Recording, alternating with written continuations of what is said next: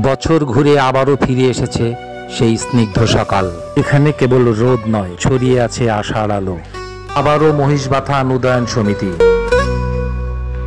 PMF এর অর্থায়নে ছুঁয়ে যাচ্ছে অত্র এলাকার প্রতিটি কোমল স্বপ্নের বুকে। সাজানো হয়েছে মঞ্চ, রঙিন কাপড়ের ছায়ার পাশে দাঁড়িয়ে আছে এক রূপকথার বাহন। এসব সাইকেল নয়, মুক্তির চাকা। ঘুরলে পেছনে ফেলে আসবে দারিদ্র্য, ও সামনে এগিয়ে নিয়ে যাবে শিক্ষার পথে, সম্ভাবনার দিকে।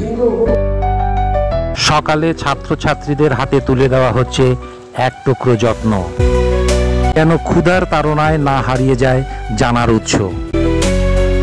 পাশেই হাঁড়িতে ভুটছে ভাত, পেট ভরানোর জন্য নয়, ভালোবাসা ও দায়িত্বের ঘ্রাণে রান্না হচ্ছে এই মহোৎসব।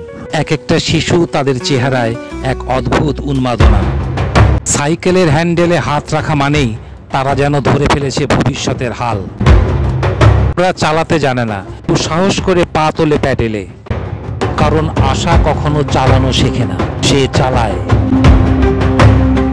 উপস্থিত আছেন থানা নির্বাহী অফিসার, আছেন মহিষবাথানের পরম শ্রদ্ধেয় গুণীজনেরা, যারা নির্দেশনা দেন না, দিগন্ত দেখান।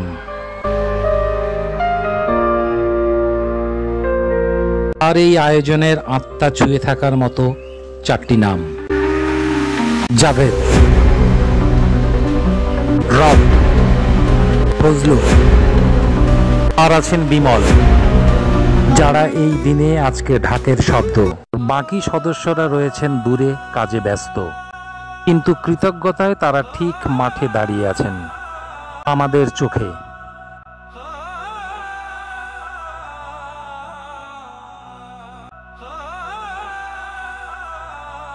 এই আয়োজন শুধু সাইকেল বিতরণ নয়, এটি এক সাংস্কৃতিক কর্মযজ্ঞ, যেখানে প্রতিটি চাকা ঘোরে একটি সমাজ বদলের প্রতিজ্ঞায়। এ যেন সময়কে থামিয়ে রেখে একদিনের জন্য শিশুর চোখে দেখা দিগন্ত, যেখানে স্কুল মানে শুধু বই নয়, স্বপ্ন দেখা আর চলতে শেখা।